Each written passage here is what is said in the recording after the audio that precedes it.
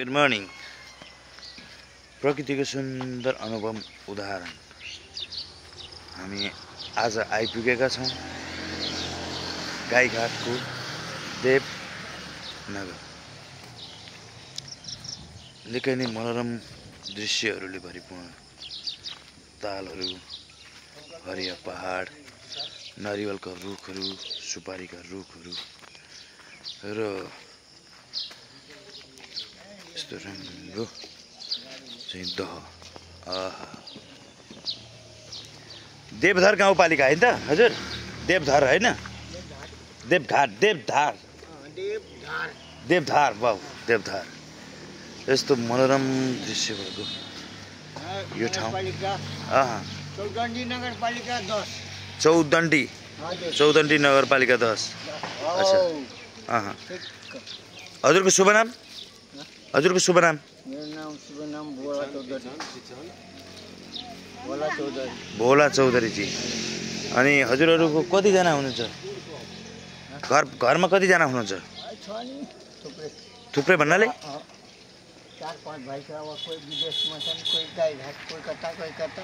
आहा, यो कोही काठमाडौँतिर। घरमा अब 4-5 भाइ छोरा छ, कोही कतै, कोही विदेश। ल ठिक छ, राम्रो शुभ दिन है त। यस्तो छ यी ट्र्याक्टरको राम्रो बनारसको झल्को मेटाउँछ। बनारस तराई। मेरो घर काठमाडौँ, गोकर्णेश्वर 3, सुन्तखान। राम्रो छ। यो हामी सुटिङ गर्न आएको, सुटिङ गर्न आएको नयाँ सिरियलको लागि सुटिङ। राम राम बा, जय श्रीराम। सन्चै हुनुहुन्छ? ल ठिक छ, धन्यवाद हजुर। यस्तो राम्रो मनोरम ठाउँ छ देवधार। देवधार भन्ने बित्तिकै देवताको केही कुराहरू हुनसक्छ।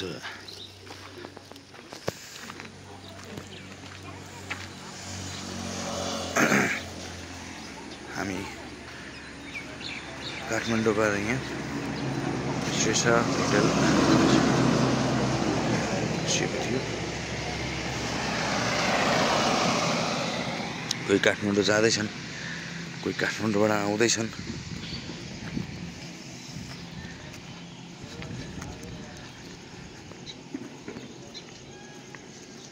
जाऊ सर, हामी 3 जना मात्र जाने।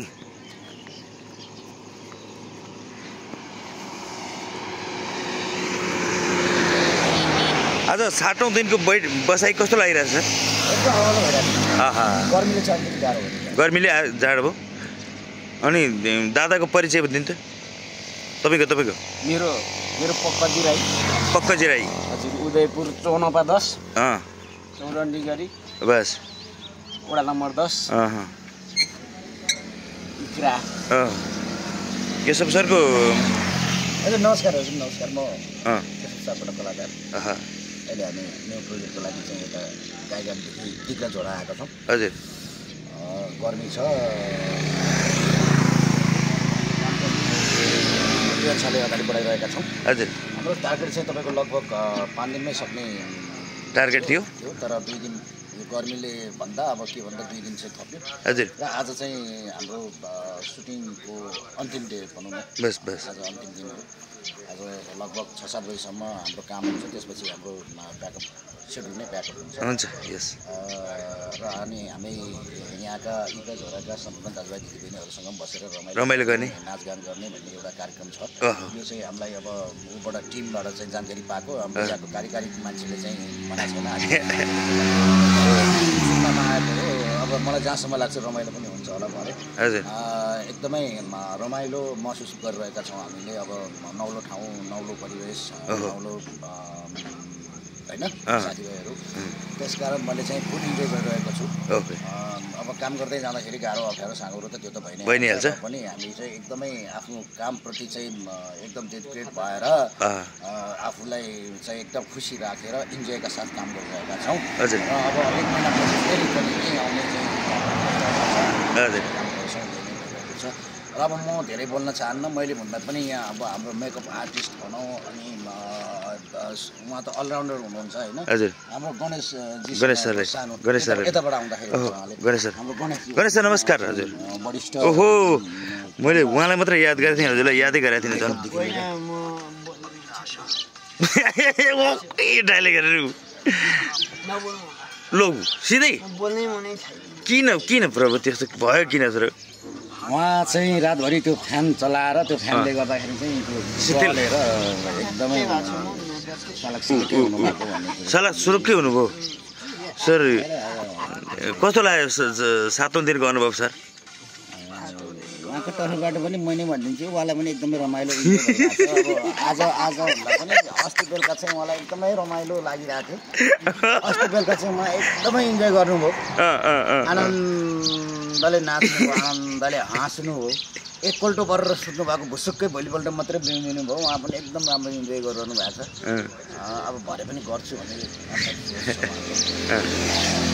त्यसमा चाहिँ उहाँ एकदम अबल गर्नुभएको छ त्यही धन्यवाद सर आज कुविन्डो अफिसियल च्यानलबाट शुक्रबार हरेक शुक्रबार बेलुका 7 बजे कुविन्डो सिरियल भाग 5 आउँदैछ दर्शकबिनहरूलाई के भनिदिनु सर कुविन्डो सिरियल नेपाली सामाजिक सिरियल भनौँ अथवा सामाजिक तपाईँको पारिवारिक भनौँ अथवा हास्य भनौँ यो सबैको मिश्रण भएको कुविन्डो भन्ने सिरियल चाहिँ तपाईँको कुविन्डो अफिसियल युट्युब च्यानलबाट आइरहेको रहेछ हरेक शुक्रबार बेलुका 7 बजे र त्यो कुविन्डो सिरियललाई चाहिँ यहाँहरूले हेरेर तपाईँहरूलाई कस्तो लाग्छ जस्तै कमेन्ट मार्फत छोडिदिनु होला कमेन्टमा लेख्नु होला कस्तो गरी अगाडि बढ्ने कस्तो खालको कथा हुनुपर्ने त्यो चाहिँ यहाँहरूले कमेन्ट मार्फत लेखिदिनु होला लाइक गर्न नबिर्सिनु होला सब्सक्राइब गर्न नबिर्सिनु होला र कुविन्डो सिरियल रेगुलर हप्तामा एक दिन शुक्रबार बेलुका 7 बजे आउँछ शुक्रबार बेलुका 7 बजे यहाँहरूले कुरेर हेरेर